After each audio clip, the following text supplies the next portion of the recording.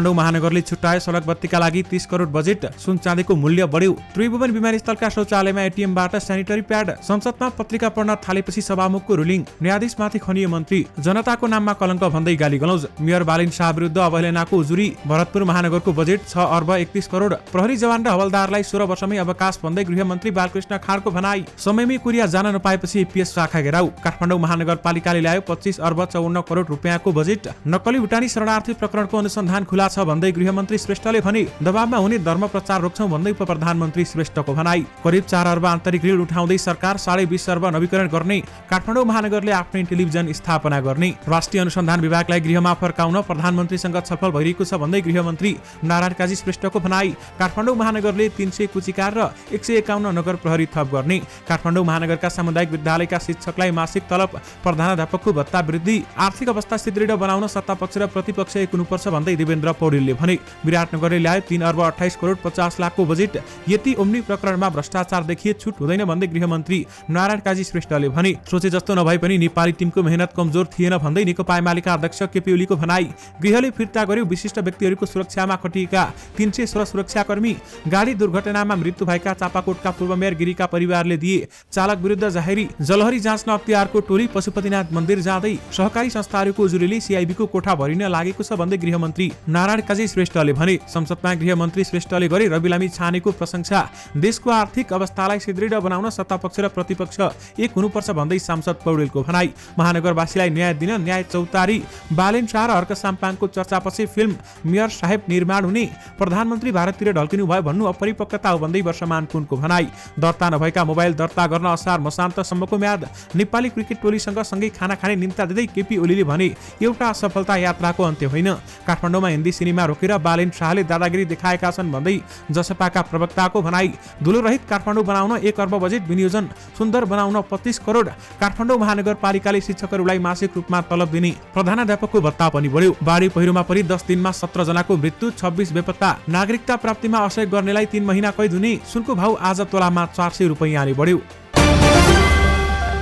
दर्शक महानुभावहरू नमस्कार। स्मार्ट खबरको न्युज बुलेटिनमा यहाँहरूलाई हार्दिक स्वागत छ। म आर्यन न्युपाने। सदा चाहिँ आज पनि हामी उपस्थित भइसकेका छौँ आजका मुख्य समाचार, ब्रेकिङ न्युज अपडेट लगायत तपाईँलाई काम लाग्ने हेर्नै पर्ने महत्त्वपूर्ण समाचारहरू लिएर हाम्रो मेहनतका लागि यो भिडियोमा एउटा लाइक अवश्य गर्नुहोला। दर्शक महानुभावहरू पलपलको न्युज अपडेटका लागि हाम्रो च्यानललाई अहिलेसम्म सब्स्क्राइब गर्नुभएको छैन भने कृपया सब्स्क्राइब गर्नुहोस् अनि नजिकै आउने बेल आइकनलाई क्लिक गर्नुहोला।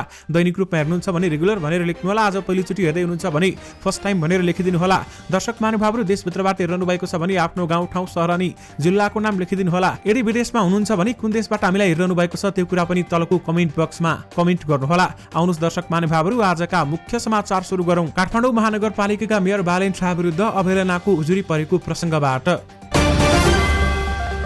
काठमाडौँ महानगरपालिकाका मेयर बालेन शाहले अदालतको अवहेलना गरेको भनी सर्वोच्च अदालतमा निवेदन दर्ता भएको छ। अधिवक्ता वर्षा कुमारी झाले मेयर शाह विरुद्ध अदालतको अवहेलनामा कारबाही हुनुपर्ने भनी निवेदन पेश गरेकी हुन्। उनले पेश गरेको निवेदन प्रधान न्यायाधीश प्रकाश कुमार ढुङ्गानाको एकल इजलासमा पेशी तोकिएको छ। इजलासले आवश्यक ठानेर निवेदन अघि बढाएमा मात्रै त्यसले मुद्दाको रूप लिनेछ। केही दिनअघि मेयर शाहले भारतीय चलचित्रहरूलाई नेपाली हलमा चलाउन नदिने भन्ने आफ्नो निर्णय विरुद्ध अन्तरिम आदेश दिएको उच्च अदालतको आलोचना गरेका थिए। उनले उक्त आदेशको आफूले पालना नगर्ने भन्दै अदालत नै भारतबाट प्रभावित भएको आरोप पनि लगाएका थिए। गृहमन्त्री नारायण काजी श्रेष्ठले तथ्य र प्रमाणका आधारमा नेपाली नागरिकलाई नक्कली भुटानी शरणार्थी बनाएर अमेरिका पठाउने कार्यमा थप काम कारबाही अघि बढ्ने बताएका छन्। आज प्रतिनिधि सभाको बैठकमा बजेटमाथि सांसदहरूले उठाएका प्रश्नको जवाब दिने क्रममा उहाँले यस्तो बताउनु भएको हो। अनुसन्धानले केही पात्रहरूलाई अभियोजनको प्रक्रियामा अदालतमा अगाडि बढाइएको छ। पूर्वपक्षमा थुनामा छन् र केही अनुसन्धानको प्रक्रियामा अगाडि बढिरहेको र अनुसन्धानको तथ्य र प्रमाणका आधारमा थप काम कारबाही अगाडि बढ्ने पनि प्रश्न नै छ भन्दै गृहमन्त्री श्रेष्ठले भने। यसअघि नक्कली भुटानी शरणार्थी प्रकरणमा पूर्व मन्त्रीहरूसहित 16 जनालाई पूर्वपक्षका लागि थुनामा पठाउन काठमाडौँ जिल्ला अदालतले आदेश दिइसकेको छ। पहिलो चरणको अनुसन्धान पूर्ण नभएको भन्दै जिल्ला सरकारी वकिलको कार्यालयले दोस्रो चरणको अनुसन्धानका लागि प्रहरीलाई निर्देश गरेको छ। दोस्रो चरणको अनुसन्धान पश्चात तथ्य र प्रमाणका आधारमा थप काम कारबाही हुने गृहमन्त्री श्रेष्ठले बताउनुभयो। काठमाडौँ महानगरपालिकाले आगामी आर्थिक वर्ष 2080-81 का लागि 25 अर्ब 54 करोड 78 लाख 20 हजार रुपियाँको बजेट ल्याएको छ। चालुतर्फ 8 अर्ब 61 करोड 53 लाख 28 हजार र पुँजीगततर्फ 16 अर्ब 93 करोड 24 लाख 92 हजार रुपियाँ विनियोजन गरिएको छ। चालुतर्फ कुल बजेटको 33.72 र पुँजीगततर्फ 66.28% बजेट छुट्याइएको छ। आइतबार नगरसभाको बैठकमा उपमेयर सुनिता डङ्गोलले प्रस्तुत गरेको बजेटको सबैभन्दा ठूलो स्रोत बैंकको मौजदात रहेको छ। महानगर बैंकको मौजदात 11 अर्ब 75 करोड रुपियाँ रहेको छ भने त्यस्तै संघीय सरकार र प्रदेश सरकारको सशर्त अनुदान 1 अर्ब 45 करोड 62 लाख, निशर्त अनुदान 89 करोड 36 लाख, आन्तरिक आय 6 अर्ब 39 करोड, राजस्व बाँडफाँड 2 अर्ब 16 करोड रुपियाँ र सामाजिक सुरक्षा र जग्गा एकीकरण 2 अर्ब प्राप्त हुने उपमेयर सुनिता डङ्गोलले जानकारी गराएकी छन्। दर्शक महानुभावहरू, काठमाडौँ महानगरपालिकाले 25 अर्ब 24 करोड रुपियाँको बजेट ल्याएको छ। गृहमन्त्री नारायण काजी श्रेष्ठले प्रहरीभित्रको सरुवा बडुवामा पूर्व गृहमन्त्री रवि लामिछानेले मापदण्ड बनाएर दबाव र चलखेललाई रोक्ने काम गरेको भन्दै प्रशंसा गरेका छन्। आज बसेको प्रतिनिधि सभाको बैठकमा मन्त्री श्रेष्ठले आफूले आन्तरिक सुशासन पहिलो शर्त भएकाले सुरक्षा संगठनभित्र दबावका आधारमा पदोन्नति हुने, अवांछित गतिविधि चलखेलका आधारमा पदोन्नति र सरुवाका कामहरू हुने भन्ने कुरालाई पुरै निषेध गर्ने गरी कदम चालेको बताएका छन्। उनले आफूभन्दा अगाडिका गृहमन्त्रीले पनि सो काम गरेकोमा धन्यवाद समेत दिएका छन्। मन्त्री श्रेष्ठले भने, मभन्दा ठिक अगाडि गृह मन्त्रालयको कार्यभार सम्हाल्नुभएका माननीय सदस्यलाई पनि धन्यवाद दिन चाहन्छु। मैले बुझेअनुसार प्रतिस्थापन र सरुवा जस्ता विषयहरूमा उहाँले पनि एउटा निश्चित मापदण्डका आधारमा काम अगाडि बढाउने अथवा दबाव र चलखेललाई भूमिका खेल्न नदिने स्थिति कायम गर्नु भएको थियो। सहीलाई सही भन्नुपर्छ, हामीले उहाँ त्यो संस्कृति देखाउनु भएको थियो। त्यसका निम्ति म उहाँलाई धन्यवाद समेत दिन चाहन्छु। मन्त्री श्रेष्ठले यसोभन्दा रवि लामिछाने र रासोपाका सांसदहरूले समर्थनमा टेबल समेत ठोकेका थिए। पछिल्लो समय देशमा काठमाडौँ महानगरका मेयर बालेन शाह र धरान उपमहानगरका मेयर हर्क साम्पाङ चर्चामा छन्। यी दुवै मेयरबीचको चर्चाबीच निर्देशक राजु गिरीले फिल्म मेयर साहब निर्माण गर्ने भएका छन्। आगामी भाद्र महिनाबाट फ्लोरमा जाने फिल्मका लागि अहिले कलाकार छनौट भइरहेको छ। चाँडै फिल्मको कास्ट एन्ड क्र्यूको जानकारी दिने तयारी निर्माण टिमको छ। राजनैतिक विषयमाथि निर्माण हुने फिल्मको हाल प्री प्रोडक्सन र कथा लेखनको काम भइरहेको छ। विनिता फिल्मको प्रस्तुतिमा निर्माण हुने फिल्ममा विनिता गुरुङ, मौसमी महर्जनको लगानी समेत रहने बताइएको छ। बालेन र हर्क साम्पाङको चर्चापछि फिल्म मेयर साहब निर्माण हुने भएको छ। दर्ता नभएका मोबाइल असार महिनाभित्र राजस्व तिरेर दर्ता गर्न सकिने भएको छ। दर्ता नभएका मोबाइलको राजस्व बुझाएर असार 30 गतेसम्म दर्ता गर्न सकिने विभागले जनाएको हो। नेपाल दूरसञ्चार प्राधिकरणले कार्यान्वयनमा ल्याएको मोबाइल डिभाइस म्यानेजमेन्ट सिस्टम MDMS-मा आवश्यक विवरण भरेर राजस्व बुझाएपछि मोबाइल दर्ता गर्न सकिने भन्सार विभागले जनाएको छ। 2079 पुस 15 गतेदेखि MDMS प्रणाली कार्यान्वयन आएको घोषणा गरे पनि चर्को विरोधपछि सरकारले स्थगित गरेको थियो। त्यसैगरी प्राधिकरणले असोज 1 गतेदेखि यसको परीक्षण सुरु गरेको थियो। त्यति बेलामा 2079 भदौ मसान्तसम्ममा प्रयोग रहेका सबै मोबाइल स्वतः उक्त प्रणालीमा दर्ता गरिएको थियो। त्यसैता दर्ता नभएका मोबाइल अनिवार्य दर्ता गर्नुपर्ने व्यवस्था प्राधिकरणले गरेको थियो। सरकारले आगामी आर्थिक वर्ष 2080-81 को आर्थिक विधेयक मार्फत दर्ता नभएका त्यस्ता मोबाइल राजस्व तिरेर दर्ता गर्न सकिने व्यवस्था गरेपछि विभागले त्यसको कार्यान्वयनका लागि असारसम्मको समय तोकेको हो। असारभित्र दर्ता नहुने मोबाइलमा नेटवर्क लक हुनेछ। नेपालका दूरसञ्चार सेवा प्रदायकको सेवा भने लिन पाइने छैन भन्दै बताइएको छ। आर्थिक विधेयकमा विभिन्न कारणले दर्ता हुन नसकेमा मोबाइल फोन सेटको IMEI नम्बर उल्लेख गरेर एकमुष्ट महसुल बापत आइफोन र 1 लाख रुपियाँ भन्दा बढी मूल्यका लागि प्रति फोन 10,000 रुपियाँ बुझाउनु पर्ने उल्लेख गरिएको छ। स्मार्टफोन सेटका लागि प्रति फोन सेट 3,000 रुपियाँ र स्मार्टफोन बाहेकका अन्य साधारण मोबाइल फोन सेटका लागि प्रति नोट सेट 200 रुपियाँ बुझाएर MDMS प्रणालीमा दर्ता गर्न चाहे प्राधिकरणले त्यस्ता फोन दर्ताको व्यवस्था गर्नुपर्नेछ। जनता समाजवादी पार्टी जसपाका प्रवक्ता मनिष कुमार सुमनले पार्टीको नयाँ विधानले उपेन्द्र यादवलाई नभएर संस्थानलाई शक्तिशाली बनाउने दावी गरेका छन्। त्यसैगरी काठमाडौँ महानगरपालिकाका मेयर बालेन शाहले हिन्दी सिनेमा बन्द गराउनु सकारात्मक नभएको टिप्पणी उनले गरेका छन्। सुमनले भनेका छन्, सिनेमा मनोरञ्जनको साधन हो। सिनेमाले मनोरञ्जनका साथ ज्ञान पनि दिन्छ। हिन्दी सिनेमा विश्वकै उत्कृष्ट छ। तथ्यले पनि त्यही भन्छ। काठमाडौँका दर्शकले नेपाली पछि Hindi channel, Hindi TV serial, Hindi cinema बढी रुचाउँछन्। आदिपुरुषले गलत तथ्य प्रस्तुत गरेको छ भनेर भारतले स्वीकारिसकेको अवस्थामा हिन्दी सिनेमा रोक्नु पुरै दादागिरी मात्र हो भन्दै उहाँले बताउनुभयो। संस्कृति र राष्ट्रवादको नाममा दर्शकको चाहनामा बेइमानी नगर्नुस्, दर्शकको मनको सम्मान नगर्नु सनक मात्र हो। अदालतको आदेश मान्नु हाम्रो कर्तव्य हो। कानुन भन्दा माथि कोही पनि छैन। बालेनजी को हो र ग्रेटर नेपालको नक्सा कार्यकक्षमा राखेर छिमेकी मुलुकसँग न्यू खोज्ने बहाना खोज्नु बालेनको बालापन भएको पनि उनले दोहोर्याएका छन्। उनले भनेका छन्, संविधान कोरिएको नक्सा नै नेपालको नक्सा हो। अरू नक्सा टाग्नु बालेनको बालापन हो। छिमेकी मुलुकसँग न्यू खोज्नु, बहाना खोज्नु खेदजनक छ भन्दै उहाँले बालेन शाहको घोर विरोध गर्नु भएको छ। दर्शक महानुभावहरू, यस बारेमा तपाईहरुको धारणा के छ? हामीलाई यो भिडियोको कमेन्ट बक्स मार्फत बताउन भने नबिर्सनुहोला। पछिल्ला 10 दिनमा विभिन्न जिल्लामा बाढी पहिरोमा परि 17 जनाको मृत्यु भएको छ। गृह मन्त्रालयका अनुसार गएको जेठ 31 देखि असार 8 गतेसम्म यो संख्यामा मृत्यु भएको भनी यो अवधिमा बाढी पहिरोमा परि 26 जना बेपत्ता भएका छन्। यस्तै 8 जना घाइते भएका छन् भने 43 घर पूर्ण क्षतिग्रस्त र 177 वटामा आंशिक क्षति भएको मन्त्रालयले जनाएको छ। दर्शक महानुभावहरू, संखुवा सभामा आएको बाढी पहिरोमा परि 20 जना बेपत्ता रहेको जनाइएको छ। नागरिकता प्राप्तिका लागि परिवारका सदस्यले पनि पहिचानका लागि सहयोग गर्नुपर्ने व्यवस्था नेपाल नागरिकता पहिलो संशोधन ऐन 2079 मा गरिएको छ। सहयोग नगर्ने परिवारका सदस्यलाई जिल्ला प्रशासन कार्यालयले पत्राचार गरेर सहयोग गर्न आदेश दिन सक्नेछ। यस्तो आदेशको अवज्ञा गर्नेलाई 3 महिनासम्म कैद र 10,000 रुपियाँसम्मको जरिवाना व्यवस्था ऐनमा गरिएको छ। यो व्यवस्थापछि परिवारका सदस्यको असहयोगका कारण नागरिकता नपाउने अवस्थाको अन्त्य हुने विश्वास लिएको छ। सर्वोच्च अदालतको आदेशपछि कार्यान्वयनमा आएको ऐनमा गैरआवासीय नेपालीहरूलाई नागरिकता दिएको व्यवस्था समेत छ। गैरआवासीय नेपालीलाई सामाजिक, सांस्कृतिक र आर्थिक अधिकार सहितको नागरिकता प्रदान गरिनेछ। नेपाल नागरिकता पहिलो संशोधन ऐन 2079 कार्यान्वयन सम्बन्धी सञ्चार क्षेत्रको भूमिका विषयमा आइतबार महिला कानून र विकास मञ्चले आयोजना गरेको छलफलमा संविधान सभा सदस्य रामकुमार शर्माले नेपालको संविधान 2072 अनुसार संविधान जारी भएको 3 वर्षभित्रमा बनिसक्नु पर्ने कानून 8 वर्षपछि बल्ल बने पनि खुसी हुनुपर्ने अवस्था रहेको बताउनु भएको छ। विशेष गरी नागरिकता प्राप्तिमा असहयोग गर्नेलाई 3 महिना कैद हुने बताइएको छ। चाहे आफ्नै परिवार किन नहोस्, नागरिकता प्राप्तिमा असहयोग गर्न नपाइने बताइएको छ।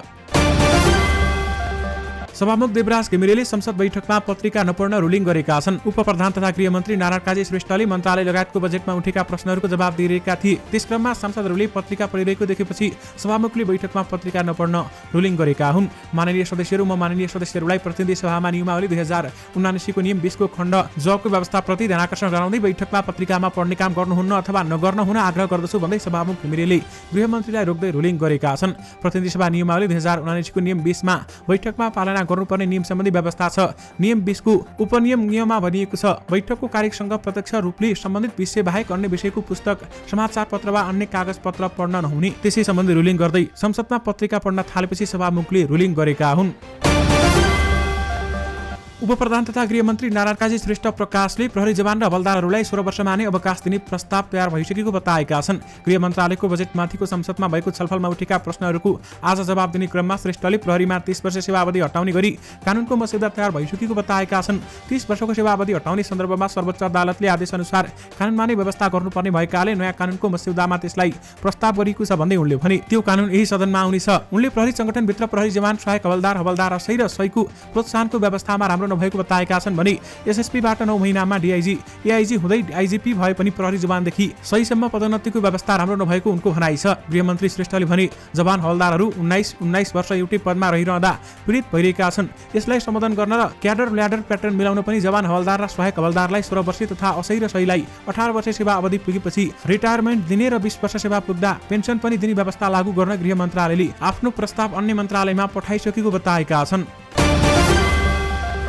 ईपीएस कोरियन भाषा परीक्षा पास भएर पनि कोरिया जान नपाएको भन्दै कोरियाबाट फर्किएकाहरूले ग्वारको स्थित वैदेशिक रोजगार विभागको ईपीएस कोरिया शाखा घेराउ गरेका छन्। आइतबार बिहान ग्वारको पुगेका कोरिया रिटर्नीहरूले प्रदर्शन गरेका छन् भने प्रदर्शनमा अप्रिय घटना पनि हुन सक्ने भन्दै सुरक्षाकर्मीको तैनाथी बढाइएको छ। वैधानिक रूपमा कोरियाबाट फर्किएकाहरूको लामो समयसम्म महामारीका कारण कम्प्युटर प्रणालीमा दिनुपर्ने सीबीटी परीक्षा दिन पाएका थिएनन्। त्यसपछि भएका सीबीटी परीक्षामा पनि पूर्णाङ्क ल्याउने मात्रै पास भएका थिए। नियमित परीक्षामा भाग लिएर नाम निकालेपछि पनि आफूहरूको लेबर एग्रिमेन्ट जारी भएको भन्दै कोरिया रिटर्नीहरूले ईपीएस कोरिया शाखा कार्यालय घेराउ गरेका हुन्। सन् 2022 को सेप्टेम्बरमा परीक्षा दिएर पास भएकाहरू पनि अझै कोरिया जान नपाएको भन्दै परीक्षार्थीहरू आन्दोलित भएका छन्। सरकारले कोरिया सरकारसँग वार्ता गरेर पीडितहरूको माग सम्बोधन गर्नुपर्ने उनीहरूको माग रहेको छ। दुःख गरेर भाषा परीक्षा पास हुँदा पनि एकपटक कोरिया गएर फर्किएकाहरूलाई लैजाने रोजगारदाताले आनाकानी गरेकोमा उनीहरूको आपत्ति रहेको छ। विशेष गरी समयमै कोरिया जान नपाएपछि ईपीएस शाखा घेराउ गरिएको छ। काठमाडौँ महानगरपालिकाले आफ्नै टेलिभिजन स्थापना गर्ने भएको छ। आर्थिक वर्ष 2080-81 को बजेट मार्फत उपप्रमुख सुनिता रङ्गोलले यस्तो घोषणा गरेकी हुन्। टेलिभिजन स्थापनाका लागि महानगरले 5 करोड रुपियाँ विनियोजन गरेको उहाँले जानकारी दिनुभएको छ। त्यसैगरी काठमाडौँ महानगरपालिकाले आगामी आर्थिक वर्षमा 300 जना कुचिकार थप गर्ने भएको छ। उपमेयर सुनिता रङ्गोलले आगामी आर्थिक वर्षको बजेट प्रस्तुत गर्दै 300 जना कुचिकार र 269 जना स्वास्थ्यकर्मी, 151 जना नगर प्रहरी जवान, 51 जना कार्यालय सहयोगी र 32 जना चौकीदार करारमा राख्ने जानकारी दिएकी छन्। यी जनशक्ति करारमा राख्न महानगरपालिकाले 30 करोड रुपियाँ विनियोजन गरेको छ। काठमाडौँ महानगरपालिकाले नगर प्रहरीको दरबन्दी 500 जना पुर्याउने भएको छ। त्यसैगरी काठमाडौँ महानगरपालिका भित्रका सामुदायिक विद्यालयका शिक्षकहरूले मासिक तलब पाउने भएका छन्। त्यसका लागि 30 करोडको शोध भर्ना कोष खडा गरिएको छ। सामुदायिक विद्यालयमा शिक्षकको मासिक तलब भुक्तानी गर्न 30 करोडको शोध भर्ना कोष बनाइएको जानकारी दिएको छ। हाल शिक्षकहरूले चौमासिक रूपमा तलब पाउँदै आएका छन् भने काठमाडौँ महानगरपालिकाले प्रधानाध्यापकको मासिक भत्ता वृद्धि गर्ने घोषणा समेत गरेको छ। तर कति वृद्धि गर्ने भन्ने चाहिँ खुलेको छैन। काठमाडौँ महानगरले शिक्षा क्षेत्रमा 1,32,09,33,000 रुपियाँ विनियोजन गरेको छ। यस अन्तर्गत गोरीखानी शिक्षा महानगरको इच्छा कार्यक्रमका लागि 50 करोड रुपियाँ खर्च गरिनेछ। यसैगरी सामुदायिक विद्यालयमा परिसरको सरसफाई र सौन्दर्यीकरण गर्न 5 करोड रुपियाँ विनियोजन गरिएको छ। सामुदायिक विद्यालयमा एक विद्यालय, एक नर्स र एक विद्यालयमा एक सामाजिक सहजकर्ताको व्यवस्थापन समेत गरिनेछ। त्यसैगरी काठमाडौँ महानगरपालिकाले महानगरवासीलाई न्याय दिन न्याय चौतारीको परिकल्पना गरेको छ। महानगरले आगामी आर्थिक वर्ष 2080-81 को बजेट मार्फत न्याय चौतारीको परिकल्पना गरेको हो। महानगरका प्रमुख बालिन शाहले आगामी आर्थिक वर्षको बजेट आज सार्वजनिक गर्दै महानगरवासीका लागि न्याय कानून तथा मानवाधिकार क्षेत्रमा परामर्शका लागि स्वर्णिम योजनाका रूपमा न्याय चौतारी कार्यक्रम सञ्चालनमा ल्याउने योजना अगाडि बढाएका हुन् र यसका लागि 1 करोड रकम विनियोजन समेत भएको छ। त्यसैगरी काठमाडौँ महानगरपालिकाले धुलोरहित काठमाडौँ बनाउने योजनाको लागि 1 अर्ब बजेट विनियोजन गरेको छ। उपप्रमुख सुनिता डङ्गोलले काठमाडौँ सहरलाई धुलोरहित बनाउन रिपेयर भएका सबै सडक र पेटी निर्माण लगायतका योजनाहरू अघि बढाउने जानकारी दिएकी छन्। त्यसको निर्माण तथा मर्मत गर्न उक्त बजेट खर्च गरिने उहाँले बताउनुभयो। उनले यसरी धुलोरहित काठमाडौँ योजनाको कार्यान्वयन गरिने बताइन्। यस्तै सुन्दर महानगर योजनाको लागि पनि 25 करोड विनियोजन गरिएको उनले बताएकी छन्। यसमा काठमाडौँ महानगर क्षेत्रभित्रका पार्क तथा अन्य सबै क्षेत्रलाई हराभरा गर्ने योजना महानगरपालिकाको रहेको छ। उपप्रधान तथा गृहमन्त्री नारायण काजी श्रेष्ठले यति उम्ने सुरक्षण मुद्रण लगायतका प्रकरणमा भ्रष्टाचार अनियमितता देखिए कसैलाई पनि उन्मुक्ति नहुने बताएका छन्। प्रतिनिधि सभाको आजको बैठकमा गृह मन्त्रालयसँग सम्बन्धित प्रश्नको जवाब दिँदै मन्त्री श्रेष्ठले तथ्य र प्रमाण अनुसन्धानले देखाए कारबाहीको दायरामा ल्याउने बताएका हुन्। नक्कली भुटानी शरणार्थी प्रकरण जस्तै यति उम्नी सिक्युरिटी प्रिन्टिङ प्रेस सम्बन्धी धेरै काण्डहरू छन्। त्यो बारेमा गृह मन्त्रालयको ध्यान कता गएको छ कि छैन, फेरि मिलेमुतोमा ढिसपिस हुन्छ कि, कांग्रेस सांसद रामहरि खतिवडाले सोधे। जवाबमा गृहमन्त्रीले छुट नहुने बताए। अरू प्रकरण बारेमा पनि छानबिन हुन्छ हुँदैन भन्ने तथ्य प्रमाणका अनुसन्धानले देखाए अनुसार अनियमितता छ, भ्रष्टाचार छ भने कसैलाई पनि छुट हुँदैन, कुनै प्रकरणलाई पनि छुट दिँदैन भन्दै उहाँले बताउनु भएको छ। नेकपा एमालेका अध्यक्ष केपी शर्मा ओलीले आईसीसी विश्वकप छनौट खेलमा नेपाली टोलीको प्रदर्शन कमजोर नभएको बताएका छन्। आज सामाजिक सञ्जाल मार्फत अध्यक्ष ओलीले सूची जस्तो नभए पनि नेपाली टोलीको मेहनत कमजोर नभएको बताउँदै निराश नहुन आग्रह गरेका छन्। मेहनत जननी हो भने परिणाम शिशु ओलीले लेखेका छन्। कहिलेकाहीँ मेहनतका बावजुद पनि परिणाम प्राप्त नहुन सक्छ, यसबाट निराश हुनु हुँदैन। उनले मेहनतका लागि नेपाली क्रिकेट टोलीलाई धन्यवाद समेत ज्ञापन गरेका छन्। शनिबार नेदरल्यान्डसँग पराजित हुँदै नेपाल विश्वकप छनौटबाट बाहिरिएको छ। शनिबारको खेल आफूले पनि लाइभ हेरेको बताउँदै ओलीले एउटा असफलता यात्राको अन्त्य नभएको बताएका छन्। उनले नेपाली टोलीलाई स्वदेश फर्किएसँगै खाना खाने गरी भेट्न समेत बोलाएका छन्। गाडी दुर्घटनामा परि मृत्यु भएका स्याङ्जाको चापाकोट नगरपालिकाका पूर्व मेयर शिवकुमार गिरीका परिवारले चालक विरुद्ध जाहेरी दिएका छन्। गिरीको दुर्घटनामा परि मृत्यु भएको नभई उनको हत्या भएको र त्यसमा गाडीका चालकको संलग्नता रहेको भन्दै आशंकामा उनका परिवारले चालक सुरज नेपाली विरुद्ध जाहेरी दिएका छन्। आइतबार दिवंगत गिरीका भाइ बलरामले जिल्ला प्रहरी कार्यालय स्याङ्जा पुगेर गाडी चालक नेपाली विरुद्ध जाहेरी दर्ता गरेको जानकारी दिएका छन्। पूर्व मेयर गिरीको यही असार 2 गते गाडी दुर्घटनामा मृत्यु भएको थियो। पुतली बजारबाट स्याङ्जा बजार आउँदै गरेको 15/6/1709 नम्बरको उनी सवार स्कर्पियो पुतली बजार नगरपालिका 10 वर्षमा अनियन्त्रित भई दुर्घटनाग्रस्त भएको थियो भने दुर्घटनामा 60 वर्षीय गिरीको निधन भएको थियो। दुर्घटनापछि प्रहरीले चालक नेपालीलाई नियन्त्रणमा लिएर सोधपुछ गरेको थियो। त्यसक्रममा उनले गाडी चलाउँदै निदाउन पुगेपछि दुर्घटना भएको भन्ने बयान दिएको, तर दुर्घटना हुनुभन्दा केही मिनेट अघि मात्रै उनको परिवारले उनलाई फोन गरेर आउँदैछु भनेको पाइको गिरीका छोरा शीतलले बताएका छन्। त्यसकारण दुर्घटनामा मृत्यु भएको देखाएर चालकले नै गिरीको हत्या गरेको भन्दै परिवारले उनी विरुद्ध प्रहरीमा जाहेरी दिएका छन्। उनीहरूले घटनाको निष्पक्ष छानबिनको माग समेत गरेका छन्।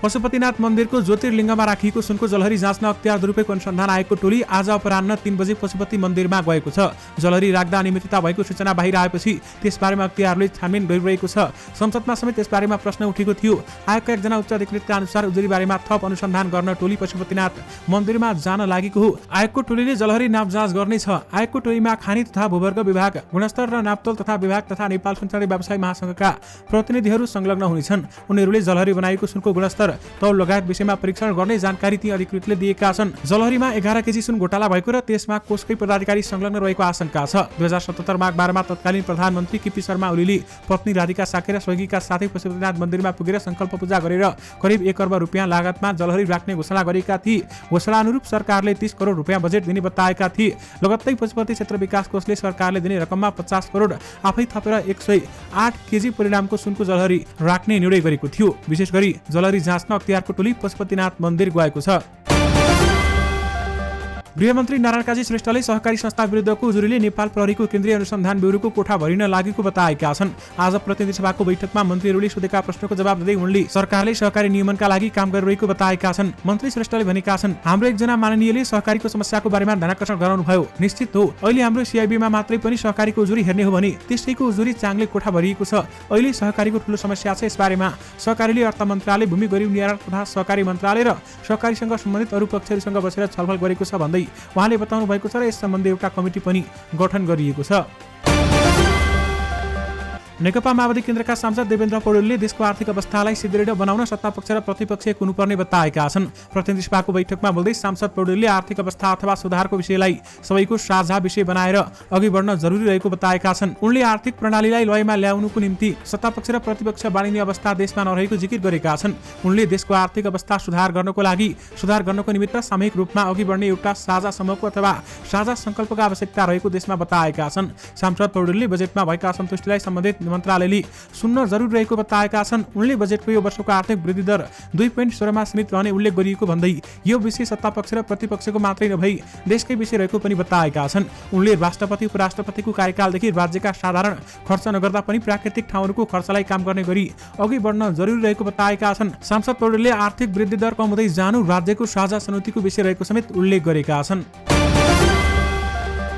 आज सुन चाँदीको भाउ बढेको छ। आज सुनको भाउ तोलामा 400 रुपियाँले बढेर 1,10,200 रुपियाँमा कायम भएको छ भने अस्ति शुक्रबार सुन तोलामा 1,09,800 रुपियाँमा कारोबार भएको थियो। यस्तै आज चाँदीको भाउ पनि बढेको छ। तोलामा 15 रुपियाँले बढेर चाँदी आज 1,350 रुपियाँमा किनबेच भएको नेपाल सुन चाँदी व्यवसायी महासंघले जनाएको छ।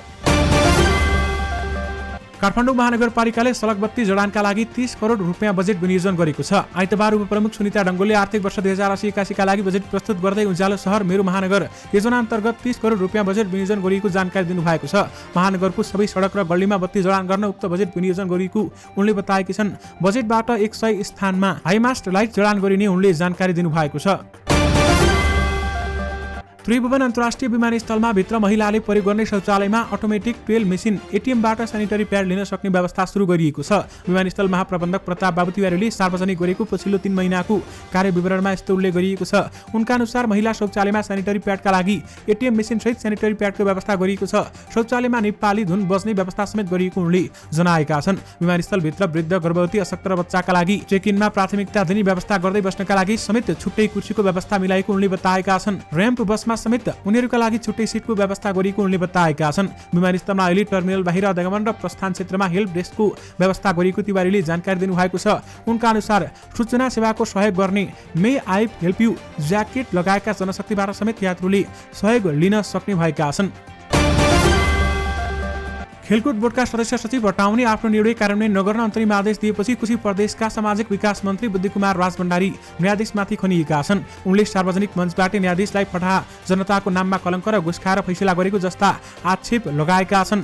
3 जेठमा बसेको मन्त्री परिषद बैठकले प्रदेश खेलकुद बोर्डका सदस्य सचिव हंसराज वाग्लेलाई बर्खास्त गरेको थियो। मन्त्री परिषदको निर्णय विरुद्ध वाग्ले उच्च अदालत विराटनगर गए। 5 जेठमा न्यायाधीश कृष्ण कमल अधिकारीको इजलासले प्रदेश सरकारको निर्णय कार्यान्वयन नगर्न आपतकालीन अन्तरिम आदेश दिएको थियो। 22 जेठमा दुवै पक्षको छलफलपछि न्यायाधीश कृष्ण कमल अधिकारी र राजप्रसाद भट्टराईको संयुक्त इजलासले वाग्लेलाई बर्खास्त गर्ने निर्णय कार्यान्वयन नगर्न दिएको आदेशलाई निरन्तरता दिएको थियो। अदालतको आदेशपछि वाग्ले काममा फर्किएका छन्।